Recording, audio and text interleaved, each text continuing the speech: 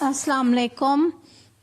غالب اردو جماعت دوم سبق 19 علامہ اقبال رحمۃ اللہ علیہ حاصلات تعلم۔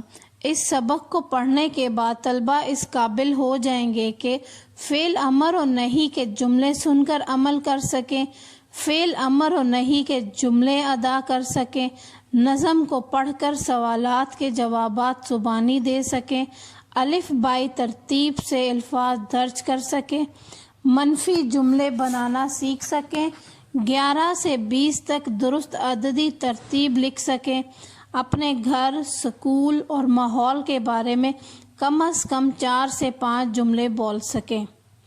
سوچ کر بتائیں علامہ اقبال رحمۃ اللہ علیہ کون ہیں؟ کیا آپ کو شعر پڑھنا اچھا لگتا ہے؟ کتاب میں سے اپنی پسند کا شعر پڑھ کر سنائیں۔ یاد رکھیں، آزادی نعمت ہے اور غلامی لعنت ہے۔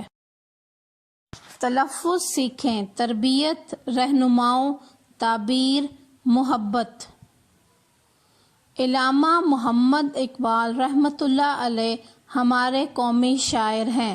آپ رحمۃ اللہ علیہ سیال کوٹ کے ایک نیک گھرانے میں پیدا ہوئے۔ آپ رحمۃ اللہ علیہ کے ماں باپ نے ان کی بڑی اچھی تربیت کی۔ علامہ اقبال رحمۃ اللہ علیہ ایک سچے اور نیک مسلمان تھے۔ علامہ اقبال رحمۃ اللہ علیہ نے اپنی شاعری کے ذریعے سے ہمیں کوشش اور جد و جہد کا پیغام دیا۔ اس وقت برصغیر پر انگریزوں کی حکومت تھی۔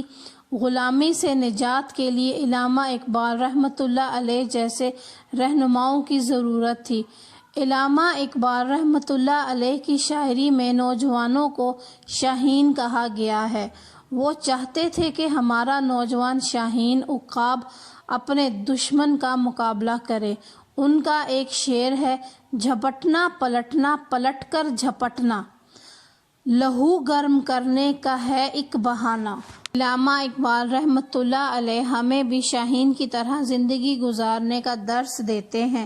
ان کے خیال میں ہمیں ناکام ہونے کے ڈر سے رک نہیں جانا چاہیے، زندگی کو محنت اور بار بار کوشش سے بہتر بنانا چاہیے۔ علامہ محمد اقبال رحمۃ اللہ علیہ کے اسی پیغام پر عمل کرتے ہوئے ہندوستان کے مسلمانوں نے انگریزوں کے خلاف آزادی کی لڑائی لڑی۔ خود علامہ اقبال رحمۃ اللہ علیہ نے اس جد و جہد میں مسلمانوں اور قائد اعظم رحمۃ اللہ علیہ کا ساتھ دیا۔ انہوں نے قائد اعظم رحمۃ اللہ علیہ کو آزادی کے لیے بہترین مشورے دیے۔ انہوں نے اپنی شاعری کے ذریعے سے بھی لوگوں میں جوش پیدا کر دیا۔ یہ ان کی کوششوں کا نتیجہ تھا کہ آخرکار 14 اگست 1947 کو ہم نے اپنا وطن پاکستان حاصل کر لیا۔ افسوس ہمارے عظیم شاعر پاکستان بننے سے پہلے وفات پا گئے اور اپنے خواب کی تعبیر نہ دیکھ سکے۔ علامہ محمد اقبال رحمۃ اللہ علیہ کو بچوں اور نوجوانوں سے بہت محبت تھی۔ انہوں نے بچوں کے لیے بڑی اچھی نظمیں لکھیں۔ ان نظموں میں سے ایک گائے اور بکری اور ایک پہاڑ اور گلہری، ماں کا خواب، ہمدردی، پرندے کی فریاد وغیرہ بہت اہم ہیں۔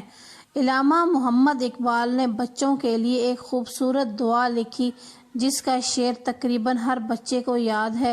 وہ شعر یہ ہے: لب پہ آتی ہے دعا بن کے تمنا میری، زندگی شمع کی صورت ہو خدایا میری۔ علامہ محمد اقبال رحمۃ اللہ علیہ ہمیشہ ہمارے دلوں میں زندہ رہیں گے۔ ان کا پیغام ہمیشہ روشنی بن کر سیدھا راستے پر چلتا رہے گا۔